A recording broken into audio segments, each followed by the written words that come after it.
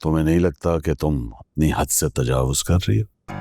क्योंकि तुम जानती हो कि सेहान को किसी की छोटी सी परेशानी भी पहाड़ लगती है, और तुम इसका नाजायज फायदा उठा रहे हो। नहीं सर, मैं तो सेहान की वजह से ही तुमने अपनी बेटी की रुखसती अपनी हैसियत से कहीं ज्यादा की है। तुम्हें क्या लगता है मैं लाइल्म हूं, बेखबर हूं? देखो निशात भी, तुमने एक उम्र यहां गुजार दी, लेकिन अगर मुझे दोबारा ऐसा महसूस हुआ कि तुम सेहान को एक्सप्लॉइट कर रही हो, उसका नाजायज फायदा उठा रही हो, तो फिर तुम्हारी यहां जरूरत नहीं है। और वैसे भी वो अब बड़ा हो चुका है, मुझे नहीं लगता उसे अब तुम्हारी जरूरत होगी।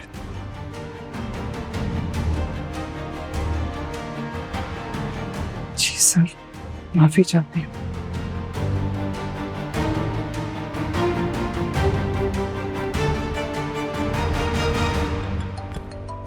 सर, एसएचओ साहब का फोन आ रहा है।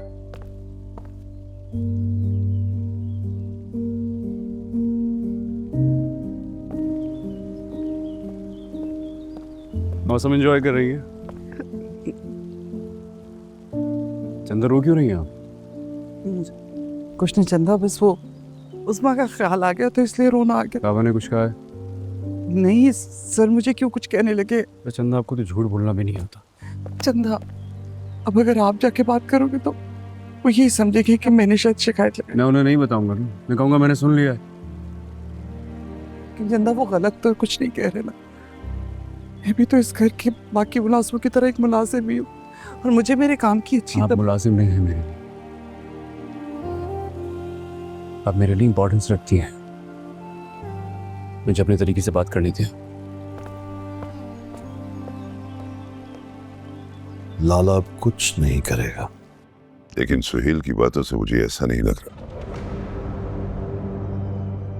वो इसलिए कि तुम लाला को जानते ही नहीं हो।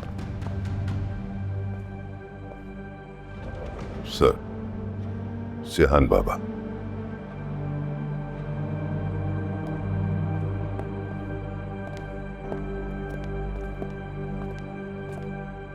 बाबा मुझे आपसे बात करनी है। जाहिर है तुम यहां मेरी मोहब्बत में तो आए नहीं होगे।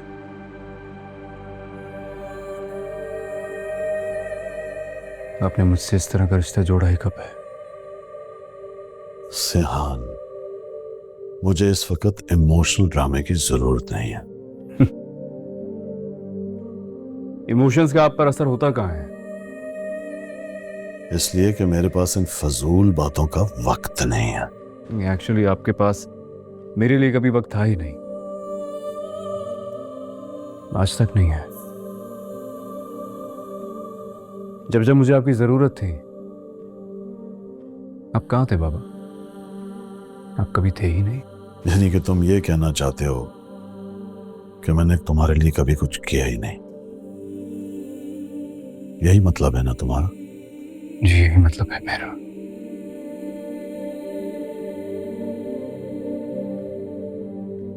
आपने आज तक मुझे वक्त नहीं दिया। आपको याद है आपने कभी बचपन से लेके आज तक मेरी बर्थडे सेलिब्रेट की हो? मुझे तो नहीं याद।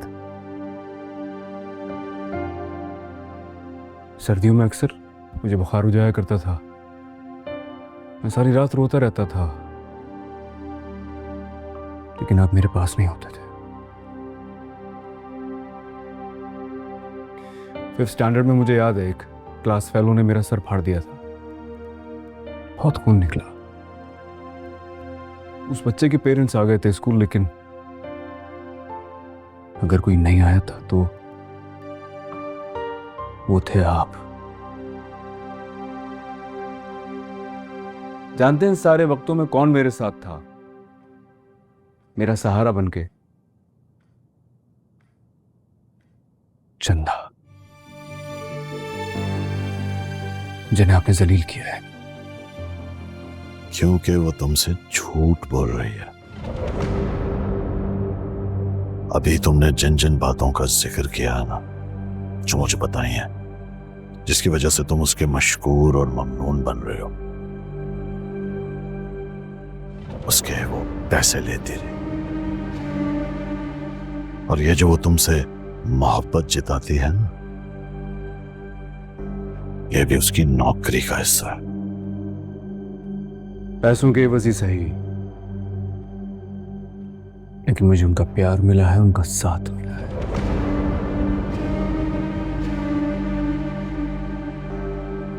उनका मुझ पर उतना ही हक है जितना मेरी मां का होता आज।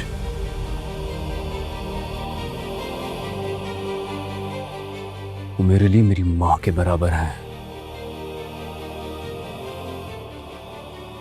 इसलिए प्लीज बाबा, आज के बाद आप मेरे और चंदा के बीच नहीं आएंगे।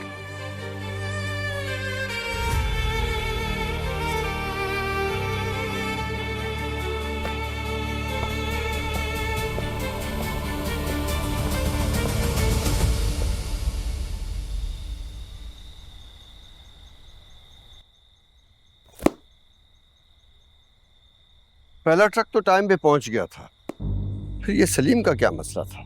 वो क्यों लेट हुआ? उसने रूट क्यों बदला? लाला वो एसएचओ इकबाल मिलने आया है। अच्छा, चलो बुलाओ उसे। ये वाला जो चेक पोस्ट है ना, ज्यादा ही सख्त है, इसका कुछ बंदोबस्त करना पड़ेगा। अस्सलाम लाला। हाँ इकबाल, कैसे आना हो? वो लाला, मैं यहाँ से गुजर रहा था तो सोचा आपको सलाम करते चलूं।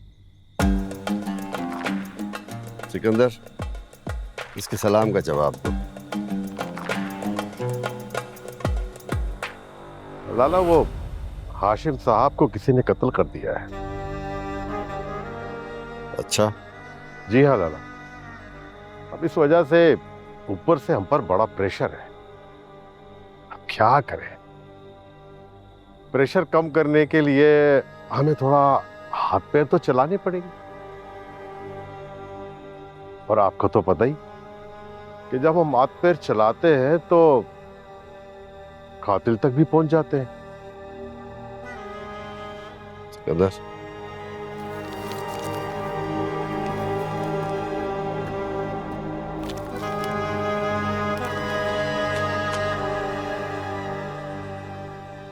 हाशिम साहब कोई मामूली आदमी नहीं था लाला।